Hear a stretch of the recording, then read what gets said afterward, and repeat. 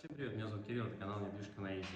Друзья, я хочу всех поздравить с наступившим Новым годом и пожелать вам спокойной и радостной жизни.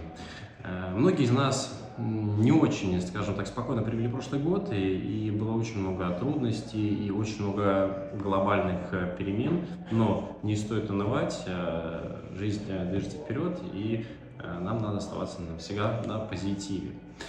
Вчера я услышал, что около 1 200 000 заявок было зарегистрировано в прошлом году для получения турецкого гражданства.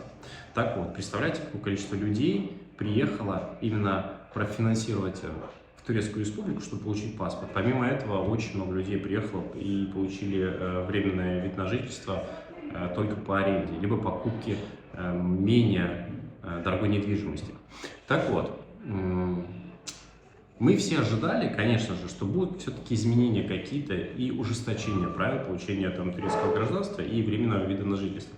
Про ВНЖ я сейчас не скажу по правилам, потому что, честно говоря, сам еще ничего не знаю.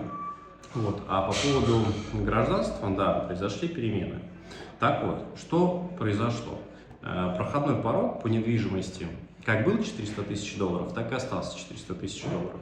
Только если раньше вы могли, допустим, на $400 000 купить несколько объектов недвижимости в разные временные рамки, да, то сейчас это вы должны купить единоразово. То есть это одной покупкой должно быть. Тогда вы можете получить турецкое гражданство. И второе, если правило было, что владельцем недвижимости должен являться был турецкий гражданин, это так и осталось, только теперь ужесточили эти правила, что у него должно находиться это в собственности не менее 3 лет. Так вот, как это отразится на рынке недвижимости? Вот это лично мои мысли, и это очень субъективное мнение.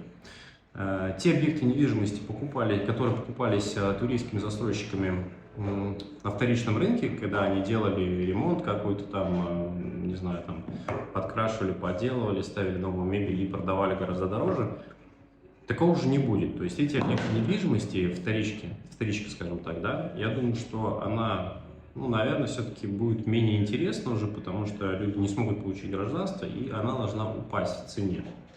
Вот. Потом будет дополнительная стимуляция строительства новых объектов и, соответственно, росту спроса на земельные участки. Потому что фактически первая регистрация права собственности, если, допустим, это новостройка, да, там нет такого правила, что должно быть 3 года в собственности, да, это должна быть турецкая компания, все соучредители должны быть гражданинами Турецкой Республики, но первоочередное право собственности 3 года не распространяется. То есть сами понимаете, что будет гораздо больше сейчас стараться строить и именно продавать под гражданство. Так вот, и плюс дополнительно те объекты, которые уже либо стройка там заканчивается, либо вот она на восток идет, я думаю, что цена может гораздо сильно вырасти.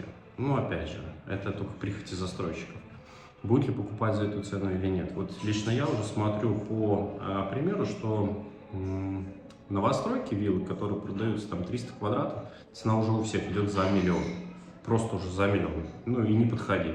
Где-то 1 400 000, где-то 1 500 000, кто-то даже ставит 2 миллиона и не стесняется. Да, эти дома стоят и они не продаются сразу же, но не знаю, как долго они будут стоять, не могу сказать. Но тем не менее, все ставят такие стоимости. Так вот, что бы я рекомендовал? Я бы рекомендовал действительно приобрести земельный участок. Можно найти в хороших престижных районах, допустим, 10 соток в пределах там, не знаю, от 500 000 и выше, в зависимости от видовых характеристик. И на этом участке построить дом. Скажу вам сразу, что купив земельный участок, вы можете уже получить турецкое гражданство, если вы будете, он будет стоить больше $400 000.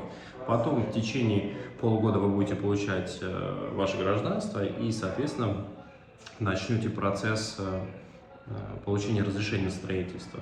Здесь это занимает, наверное, от 3 до 6 месяцев. Это проект, это вся бюрократия, согласовывание с местными властями, получение разрешения на строительство. И фактически через полгода вы сможете приступить к стройке вашего дома. Строительство дома здесь, ну, будем рассчитывать, что можно за год построить, потому что зимы такой нету, они строят круглый год, и ничего особенного здесь постройки дома нету.